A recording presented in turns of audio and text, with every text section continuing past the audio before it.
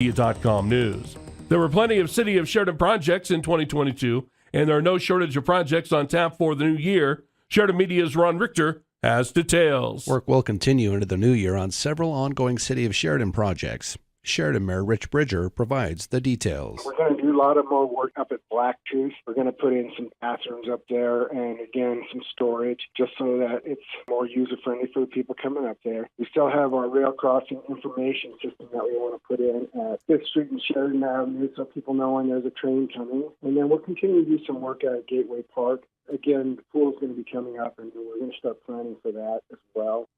Mayor Bridger says utility projects are also high on the list for early 2023. North Heights, we're going to do a water main replacement, and that's going to be fairly extensive.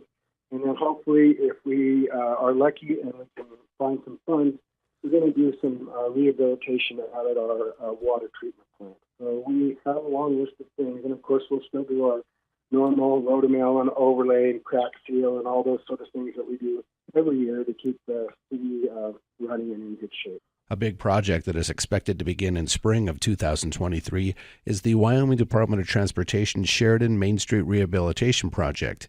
The scope of the project will include resurfacing of a little over half a mile of Main Street from 1st Street to Burkett Street. WYDOT will use a 3-block rolling closure system to minimize interruption to businesses. The project is expected to take 2 construction seasons to complete. I'm Ron Richter, Sheridan Media News. Now that Sheridan Memorial Hospital has been awarded grant money from the State Loan and Investment Board, it's time to put that money to use and get to work on what it's meant to be used for. Recently, the SLIB Board awarded 2 grants to the hospital. One was $5.9 million to develop an emergency psychiatric assessment, treatment, and healing and crisis stabilization unit to serve the Sheridan County region. The other, a $480,000 grant to work on the emergency department triage. Hospital President Mike McCafferty says hospital management won't waste much time getting those projects done because even though the deadline may seem long away, the workload could change that perspective. The next step that we're going to focus on is the design development for both those projects. Both of those projects we've worked with our architects on conceptual planning, and so we're going to go into design development, which will start to really pin down the specifics of getting into those projects. And those projects have to be completed by the end of 2026. McCafferty added the hospital had submitted 4 applications to the SLIB Board earlier this year, but only 2 of those were awarded. Sheridan County Chamber of Commerce Government Affairs Committee will host a special pre-legislative session lunch with our Sheridan County local delegation between 11:30 and 1 on Wednesday next week at the Ramada Plaza. Sheridan Media's Floyd Whiting has details. During an appearance on Sheridan Media's Public Pulse program, Chief Executive Officer of the Chamber, Dixie Johnson, announced the luncheon, as well as a special appearance, which has been arranged. But this will be an opportunity for anybody who wants to attend to come have lunch with our legislators. We're excited. It is a special event, and it will take place the week prior to our regular Chamber lunch program. Okay, so I just don't want to confuse the two, but it is open to anybody who would like to attend. We've done it in the past in the morning, called it Eggs and Issues, but this year it's going to work better for a lunch. We're going to have a special presentation and visit by some of the We the People teams. Sheridan High School instructor Mike Thomas and members of the high school's We the People team recently earned the title of state champions of the We the People, the Citizen, and the Constitution for a second year in a row. Legislators in attendance will discuss priorities and issues facing the legislature as they prepare to go to session on January 10th. Time will be provided for questions from the audience. Confirmed to attend at this time are Senator Dave Kinski, Representative Ken Pendergraft, and Representative Cyrus Western. Cost is $20 per person, which includes the program and lunch buffet. Pre-registration is required, and you can register through a link with this story at SheridanMedia.com. And from your Sheridan Media Newsroom, I'm Floyd Whiting. Flooding aside, there was one good thing that came out of the heavy moisture Wyoming received late last spring. Gave firefighters a break as the state ended up having a below-average fire season.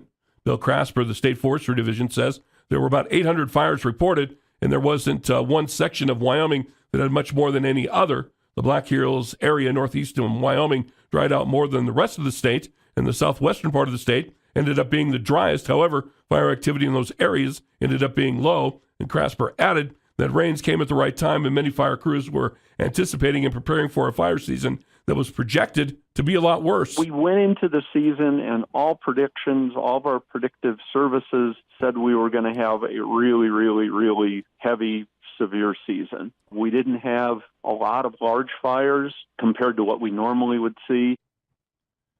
Krasmer says as far as 2023 goes, he anticipates it will be an active fire season due to the drought continuing in some areas of Wyoming.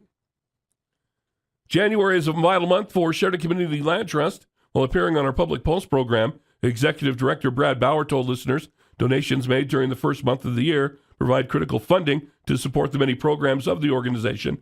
And thanks to a generous donor who has chosen to remain anonymous, donations made to the Land Trust through January 15th will be matched dollar for dollar. This is a big time of year for us. This is where we benefit from the generosity of our communities and help raise the funds that keep the organization going year round.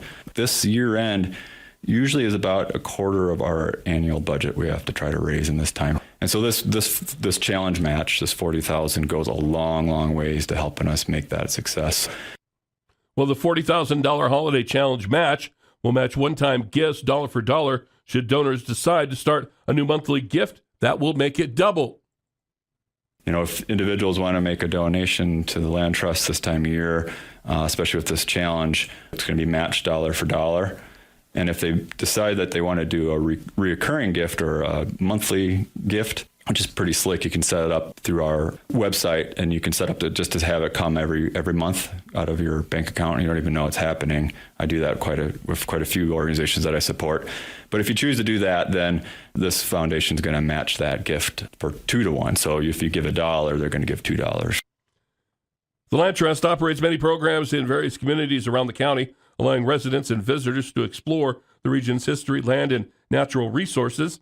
To make donations and double the impact through the link, follow the link with this story on our website at SheridanMedia.com.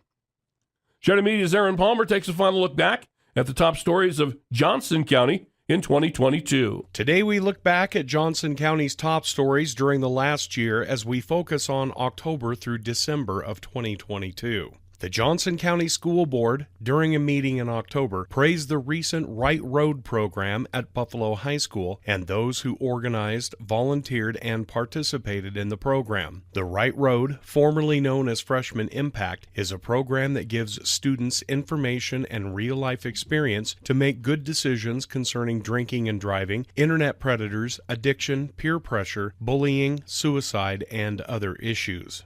A ribbon-cutting ceremony for the new Wyoming Veterans Skilled Nursing Facility in Buffalo was held in October, with many local and state dignitaries on hand for the event. The facility was built adjacent to the Veterans Home of Wyoming on a portion of the campus just east of the existing buildings. Speakers at the ceremony included Governor Mark Gordon, Johnson County Commissioner Bill Novotny, and Buffalo Mayor Shane Schrader, among others. The Wyoming Veterans Skilled Nursing Facility took 2 years to complete.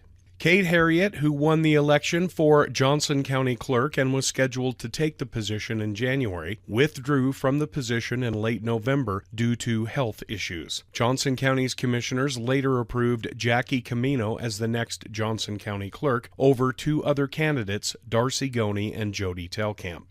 Joshua Q. Waits of Buffalo was found guilty of breach of peace, but not guilty of interference with a peace officer by jury trial in Johnson County Circuit Court in December. Waits was arrested and charged stemming from an incident at a city council meeting on July 5th. The charge of breach of peace carries a penalty of up to 6 months in jail and up to a $750 fine. Judge Shelley A. Cundiff set the sentencing hearing for January 23rd. It was announced at the December Johnson County School Board meeting that District Transportation Director Dennis Zizis would officially retire effective March 6, 2023. And those are the top stories in Johnson County from October through December of 2022.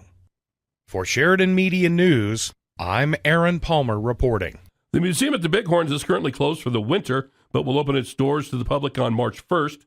During an appearance on our Public Pulse program, Executive Director of the museum, Danielle Stuckel, told listeners about the upcoming exhibit that will feature fossils from the Paleolithic era. Along with collections manager Jessica Salzman, Stuckel has been planning and preparing for those incoming fossils.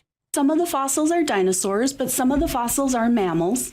I've been looking at the exhibit panels that we're working on, but I haven't seen any of the actual objects yet. They're making our way in the next couple weeks. Before March, they'll be here. These are things that we've been working with for years, the kind of work that we've been doing for a long time.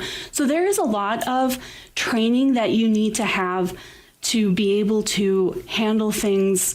This is fragile stuff. A lot of things are really unique. So we spend a lot of time risk management, planning. Much of the exhibit will be on loan to the Museum of the Bighorns from Sheridan College for the next 2 years.